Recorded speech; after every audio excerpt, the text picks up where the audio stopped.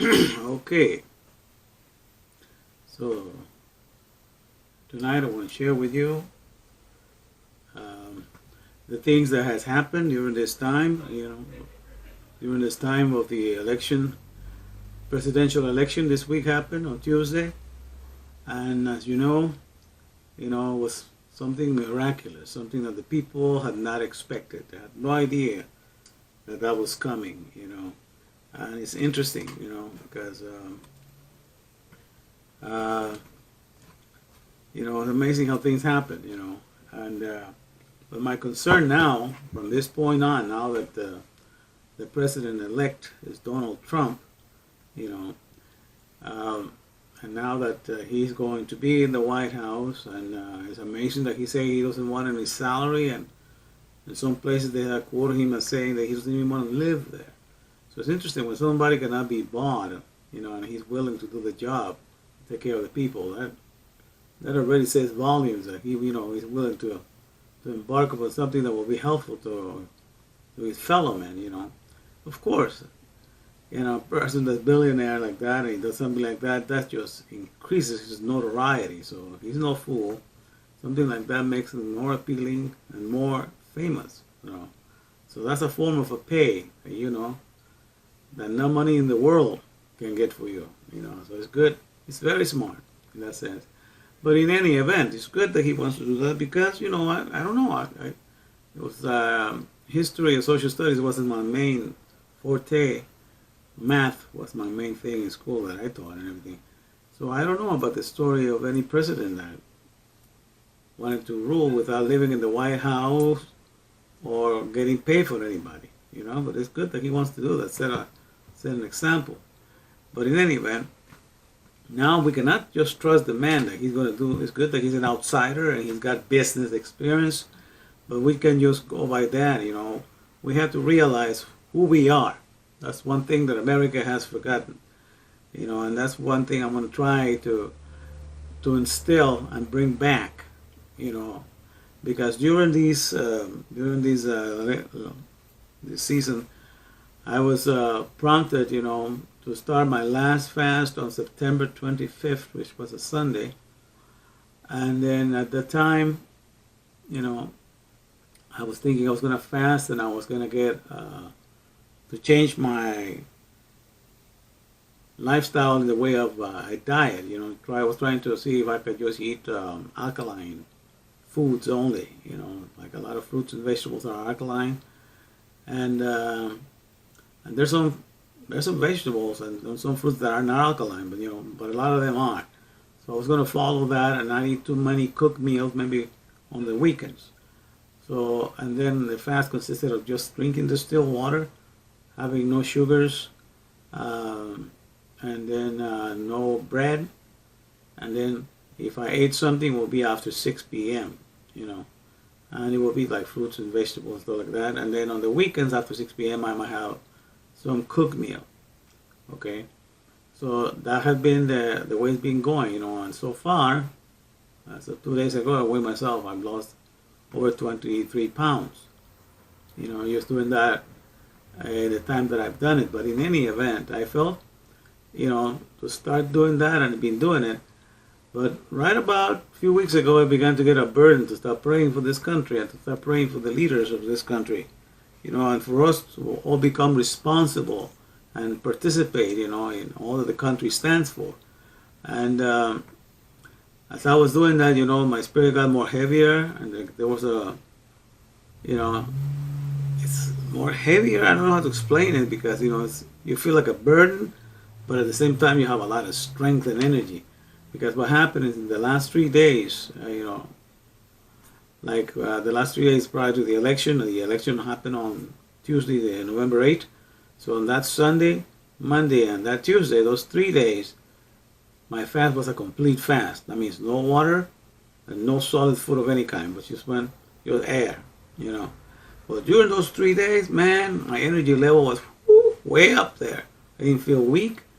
I just felt very, empowered to pray and to just, I don't know what spiritual battles were going on, but it was amazing to see this whole thing. And I did not eat until Wednesday.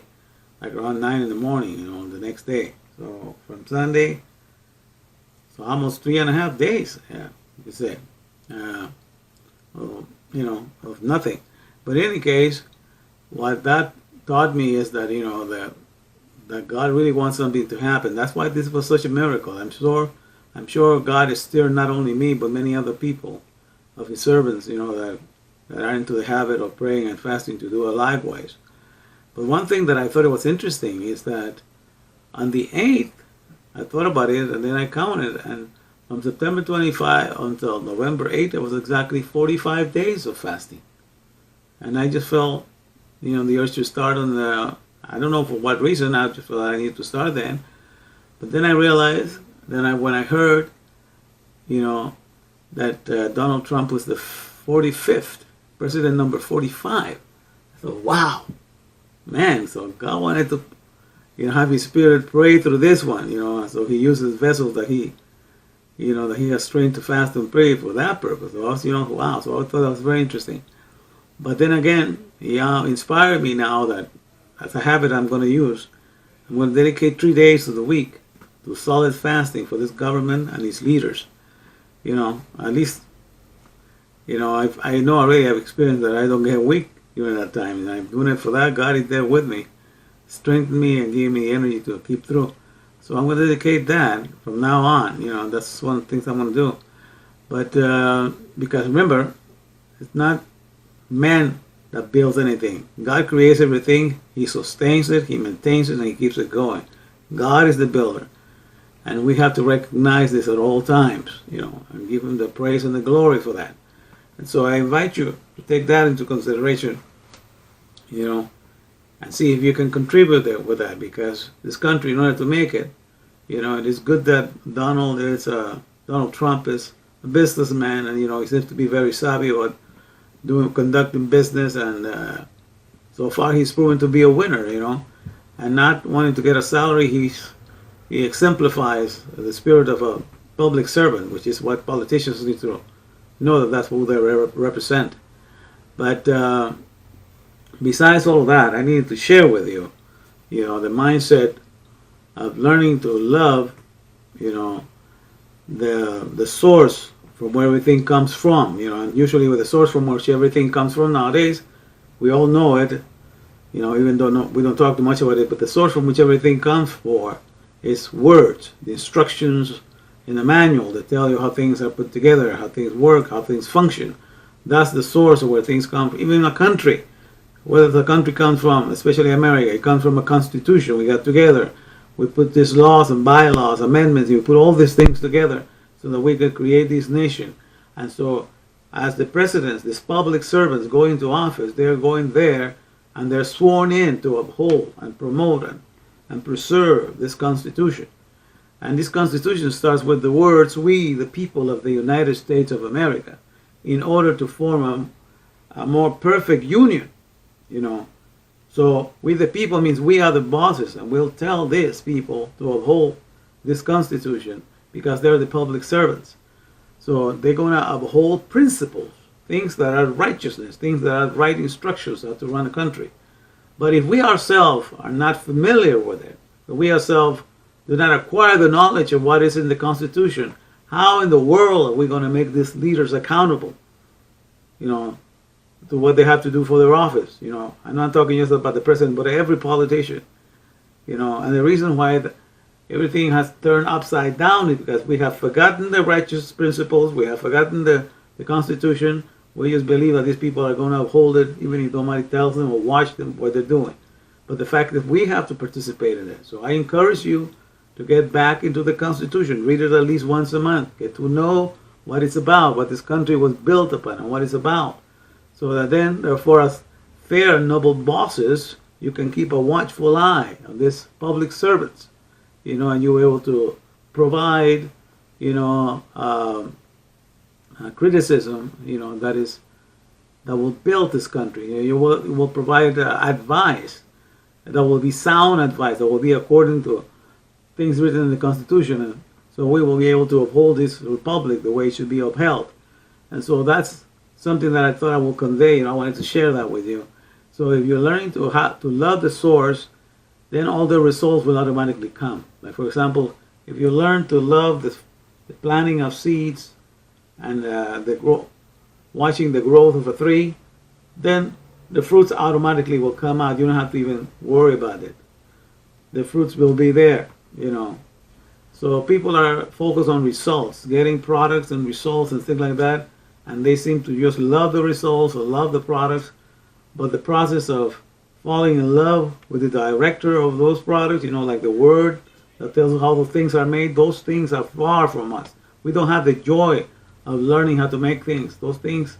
So if we learn to have that joy, we are put above the people that just know the name of something for how it looks, but not how it's put together.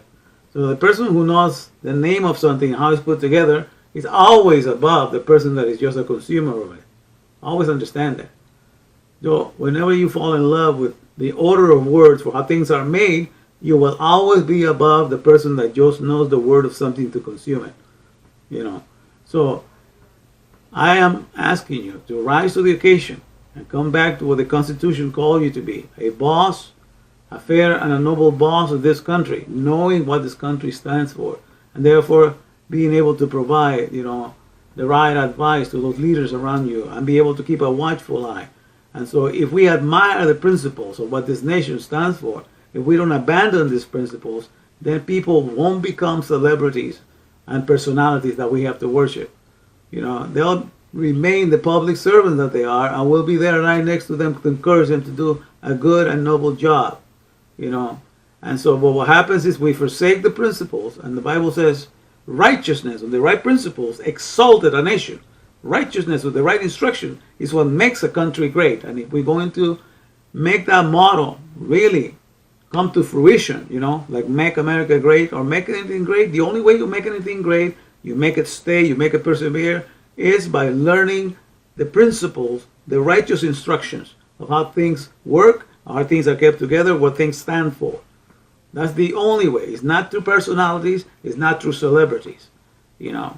So that's what automatically takes place when we abandon.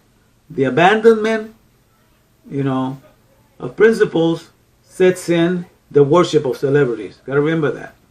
Those that abandon principles end up worshiping celebrities or worshiping personalities.